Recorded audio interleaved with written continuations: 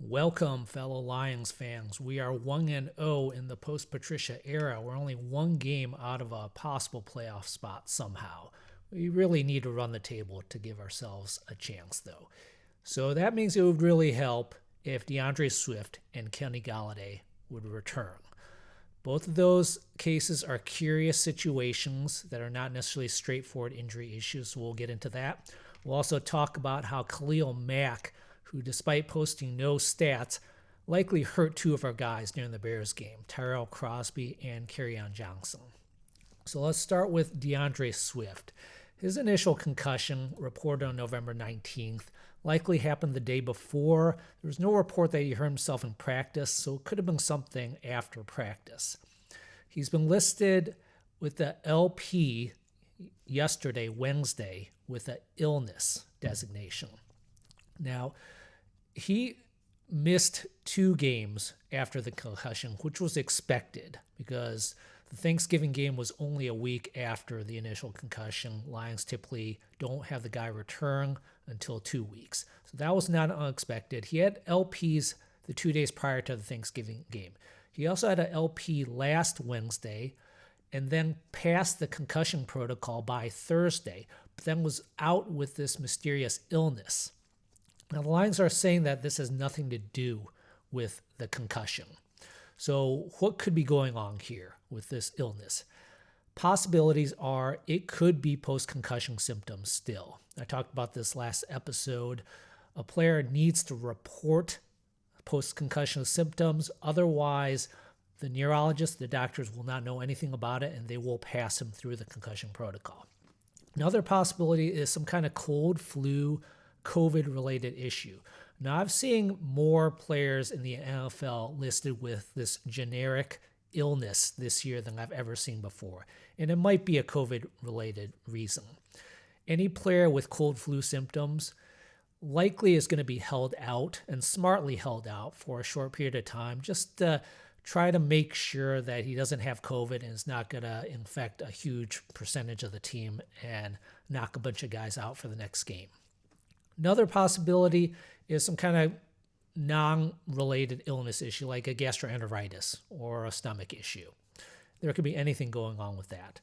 And the last possibility I would suggest is some kind of social issue. There could be something going on off the field that's affecting him. Now, there was that ominous Adrian Peterson quote from last week that a couple beat reporters described, that AP said that Swift had not been looking right since the concussion, looked like he had lack of energy, did not look good. Now, it's possible his concussion was caused by some off-the-field social issue. He could have had a fight with a friend, family member, girlfriend, led to a concussion, also led to lack of energy issues, anxiety, depression, etc. And his current symptoms are not related to the concussion, but are somehow related to what caused the concussion. Now, on my YouTube channel, Alpha1102 had a good question. He said, so if Swift is suffering post-concussion symptoms, what would be an approximate timeline for his return? Now, with post-concussion symptoms, the reality is all up to the player. If he chooses to not report symptoms, he'll pass through the concussion protocol and he can play at any time. Swift has already passed the concussion protocol, which means he did not report any symptoms during any of the protocol steps. Now, he could still report symptoms at this point and get put back in the protocol again. Unlikely, but that's a possibility. There's no way to predict how long post-concussion symptoms will last. Everybody's different. And the symptoms are extremely vague, so it's hard to know for sure if a symptom is related to a concussion or is just something else and completely unrelated.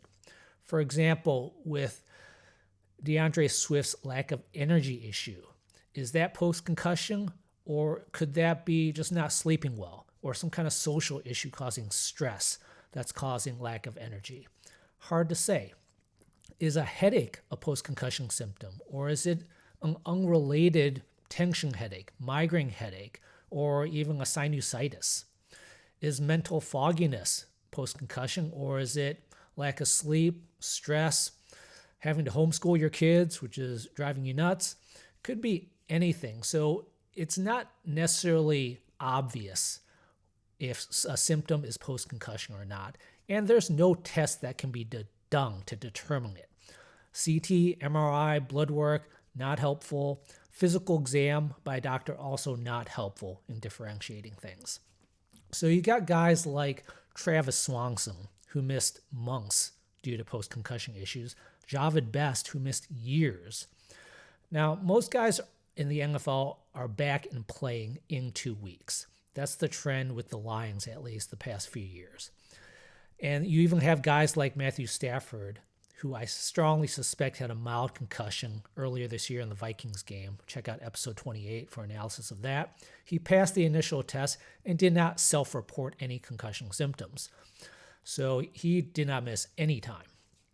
Now, as a side note, as an advice for GMs and a future Lions GM, if a player misses more than the minimum with a concussion, that's a huge red flag for me. I'm reluctant to sign a guy like that to a long-term contract or any kind of big money, guaranteed money kind of deal because of this whole self-reporting issue. You risk having a player sit out multiple games or even the rest of his contract due to post-concussion symptoms because a player could report post-concussion symptoms indefinitely. So as far as Swift's status for this upcoming game, we need to hope for a full practice Thursday and or Friday. If he gets that, that's a good sign he'll play, but it's really hard to predict. Let's talk about Kenny Golladay, whose initial injury was November the 1st. His situation is similar to Swift in that it's not clear-cut what's going on here. I likely feel he had a left hip flexor strain, which is a 2 to 4 week injury. Remember, Julio Jones returned in 2 weeks with this kind of injury. Danny Amendola, who may have had a similar injury, was back in 3 weeks this year. So Galladay's now 5.5 weeks post-injury. He certainly could be still having the injury. His severity may have been higher than initially thought. But there's a good chance he's close to being ready, if not already there. Now, his contract situation is a factor. He wants to be healthy going into the offseason because he's in the last year of his deal. He wants to sign a big deal in the offseason. He does not need any kind of ACL, Achilles, or a Dak Prescott type injury going into the offseason. So this means there's a chance he could sit out the rest of the year just to ensure that there's no risk of that. I'm sure he's had discussions with his agent about weighing the risk-reward of playing any games this year. My prediction is he would be back either next week against the Titans or the week after versus the Bucs, thus giving him 2 or 3 games to show to the Lions and other GMs that he's healthy going into the offseason while not playing too many games to take on any unnecessary risk. I would say he's definitely out for the Packers game this Sunday.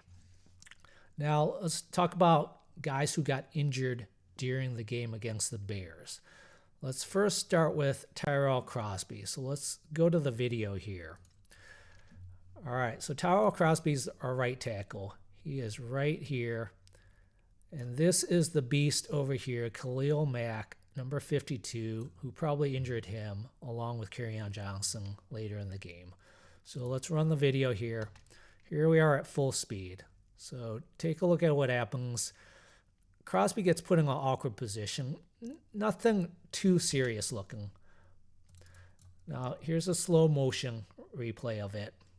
I'm suspecting it's a right ankle issue, although it could be left also, but I thought I saw him hobbling, favoring his right ankle later in the drive. So let's run this in slow motion. Right ankle right here for Tyrell Crosby. At the very end of this, it gets bent a little bit awkwardly. Nothing too severe looking, though. So the left ankle gets a little bit twisted, too, right there. But the right ankle, right on that side, maybe a slight awkwardness of the right ankle area. hard to say for sure. It wasn't any classic inversion or eversion injury. He actually played the rest of that series. The Lions scored a touchdown on that series. He was slightly hobbled towards the end of the series. His last play was the extra point of that series. That was at the end of the first quarter. He did not play the rest of the game. So he's a tough guy. He played through the injury, likely just a mild issue. Hopefully he can be back within a short amount of time. He had a no practice on Wednesday, which suggests he'll probably be out for the Packers game, but there's a chance he could be back within a week or two after that. Now let's take a look at Kerryon Johnson now. So Kerryon is right here, and here's Khalil Mack again. So let's run this.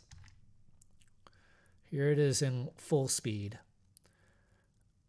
What you can see is, it's hard to see, but Kerryon gets hit and then looks like he just gets staggered a little bit after the play. It's nothing too obvious, but I'll show it to you again. So watch at the very end of the play, staggers slightly a little bit, and then let's take a look at a slow motion here. Again, here is Kerryon, here is Khalil Mack. So let's run this.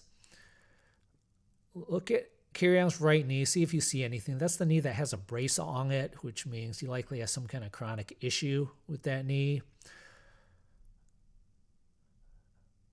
So Mack just slams into him.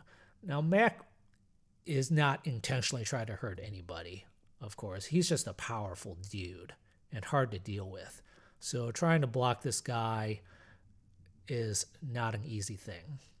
So Kerryon tries to block him, may have strained that right knee, tweaked that right knee.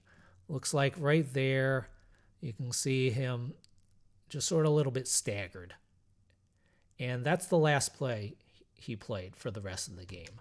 Jonathan Williams came in the play after, which would be unusual because Kerryon Johnson is normally our guy in this kind of hurry-up offense type situation, passing the ball type situation. He's been fantastic for us all year in that role. Great pass protector, catching good passes out of the backfield. So it was unusual that Jonathan Williams played the rest of the game there. So this was about the 4-minute mark of the fourth quarter that Kerryon Johnson hurt himself. All right, and he had a limited practice on Wednesday, which is a really good sign. That suggests it's a mild injury, so there's a chance that he could be ready for the Packers game. Other guys on the injury report, Jeff Okudah listed with a groin, no practice. Now, he had a shoulder injury in the Panthers game on November the 22nd, so it's somewhat of a good sign that he's not listed with a shoulder currently this week. Hopefully the shoulder is healed up. The groin injury, hard to say what's going on with that. He had a groin issue earlier in the year as well. Hopefully that thing heals up. Hopefully we see some more athleticism and speed once that's all healed up. With an NP on Wednesday, that likely means he's out for the Packers. Now, Stafford has been on the injury report the past couple weeks. Likely a right ulnar collateral ligament sprain of his thumb. They're just trying to avoid aggravating the situation in practice, keeping him limited. That might be why we saw him more in the shotgun last game, just trying to avoid aggravating that thumb issue. Now, other injury issues, Trey Flowers and Julian Okwara reportedly have been starting to practice or maybe practicing. They're not going to be on the injury report because they're still on IR, but they could be activated off IR at any time. So those guys would be really helpful if we're trying to run the table this season. Now, as far as quick thoughts of the game, I was really happy to see on offense that we used more passing to set up the run as opposed to vice versa. I've been asking for that all year.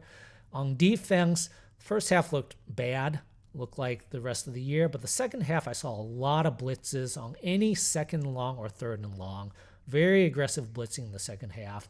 Trubisky did a really good job throwing short, quick passes and hurting us on the blitz, but I'm still totally fine with that. We need to speed up the quarterback's clock, so I was really happy to see more aggressiveness on defense in the second half. Hopefully we can see that going forward. All right, leave any comments or questions on YouTube or Twitter at JimmyLeowMD. Thanks.